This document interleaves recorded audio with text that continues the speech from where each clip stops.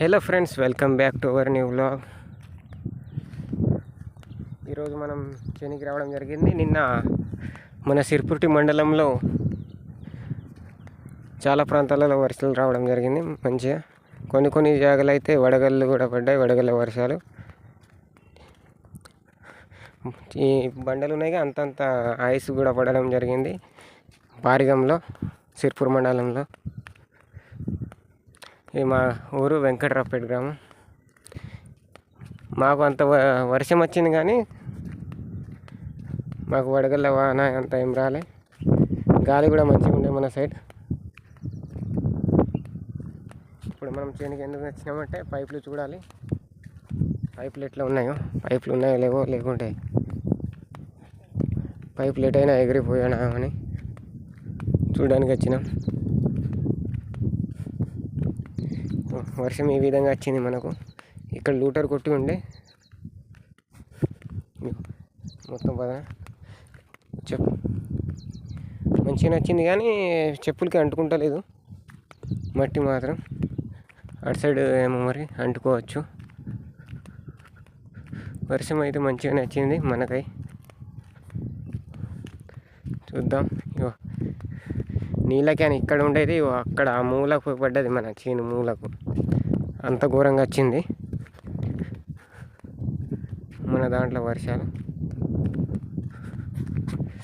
మా జిల్లాలో ఎక్కువ వర్షం ఉంటుంది అన్నిటికన్నా. అడవి ప్రాంతాలు ఉన్నాయి కాబట్టి మొత్తం అడవే.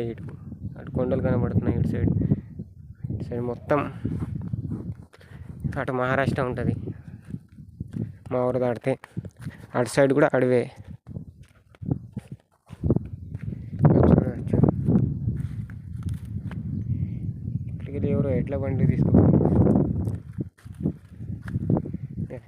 ఇక్కడ కల్టివేటర్ లేకుంటే లూటర్ పెట్టేసి ఇక విత్తనాలు పెట్టేసి కూడా ఏముండదు.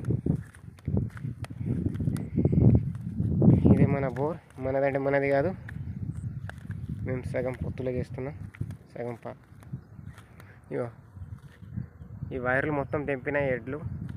ఇక్కడ నీళ్ళు మనం ఎడ్లకు ఎండాకాలం పెడుతుండే. ఇదే ఇక్కడ చాలా ఎడ్లు ఉంటుండే. మళ్ళీ ఇక్కడ మక్క ఉంటుండేగా, అది తినడానికి వస్తుండే ఎడ్లు మొత్తం. ఇక్కడ చూడండి ఎట్లా ఏ విధంగా తిన్నాయి మొత్తం. అక్కడ తినుడు, నీళ్ళు తాగుడు ఇక్కడ.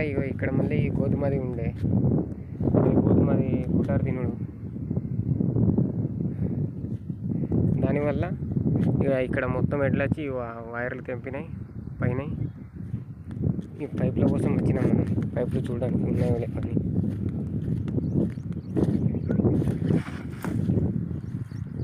పెద్ద పైపులు 10 ఉండాలి, చిన్నవి 2, మొత్తం 15 పైపులు ఉండాలి. లెక్క పెడదాం. ఉన్నాయి మావి 3 పైపులు ఉన్నాయి. మళ్ళీ ఈ చేను ఆయనది, ఈ చేను ఎవరిదో వాళ్ళ 10 పైపులు ఉన్నాయి. ఇంకా 2 చిన్న పైపులు ఉన్నాయి మన దగ్గర.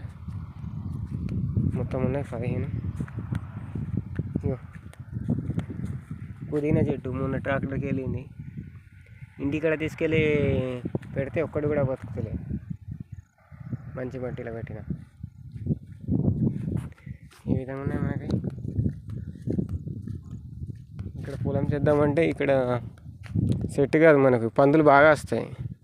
మళ్ళీ ఇటు రావడానికి మాకు దారి ఉండదు. మేము అక్కడికి వెళ్ళి రావాలి, ఆ గూడెంకి వెళ్ళి.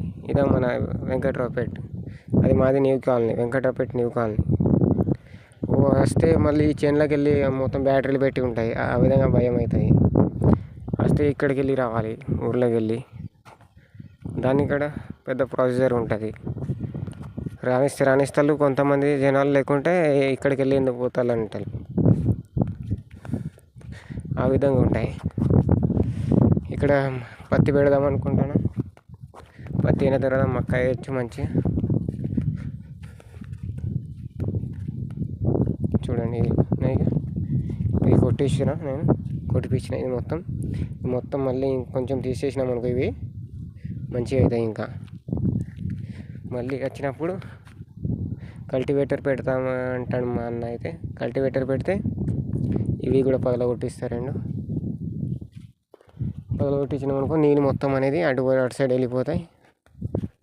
వేరే వాళ్ళ చేనులో అంటే ఇక ప్రతి ఒక్కరి చేనులోకి వెళ్ళి నీళ్ళు పోతాయి ఇక.